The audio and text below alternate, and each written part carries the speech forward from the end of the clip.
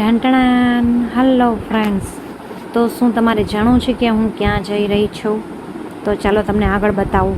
પણ અત્યારે તો મારી બસ આવી ગઈ છે એટલે મારે જવું પડશે, બરાબર? તો કાલ સવારે હું તમને કહું કે અમે ક્યાં છીએ, બરાબર? તો અત્યારે ટાટા બાય બાય. આ જો એક અમારા ચિંતનના રિલેટિવના ઘરે અમે ઉતર્યા હતા, બરાબર? એ ભાભીએ મસ્ત મજાનો નાસ્તો કરાવી દીધો છે પેટ ભરીને, અને પછી અમે તૈયાર થઈને ઓટો પકડી લીધી હતી, બરાબર? અને અમારે લગભગ 20 મિનિટ જેવું થયું હતું, અડધી કલાક જેવું, કારણ કે થોડુંક દૂર હતું એટલે, અને ટ્રાફિક પણ હતું.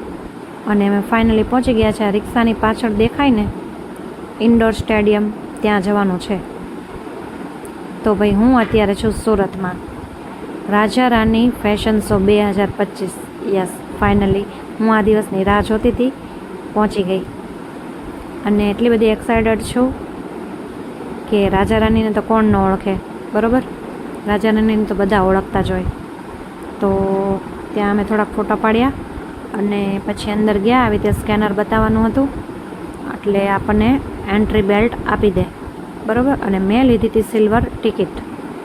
આપણે ઓનલાઈન બુક કરાવ્યું હતું એટલે આવી રીતને બતાવવું પડે સ્કેનર, બરાબર? એ લોકો સ્કેન કરીને તરત આપણને કહી દે કે તમે 2 પર્સન છો ને?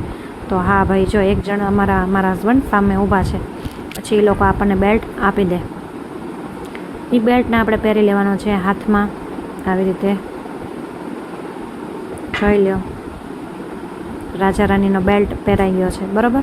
આગળ ગયા એટલે પ્રિયા મેમ હવે સેલ્ફી પડાવી, પછી પડાય કે ન પડાય. પછી આ ગિનિસ વર્લ્ડ રેકોર્ડને યુટ્યુબ હતું, એ બધું આપણે જોયું. અને આ ટેલરિંગ એક્સેસરીઝ બધી હતી, જ્યાં મેં 2 સિલેક્ટ કરી છે.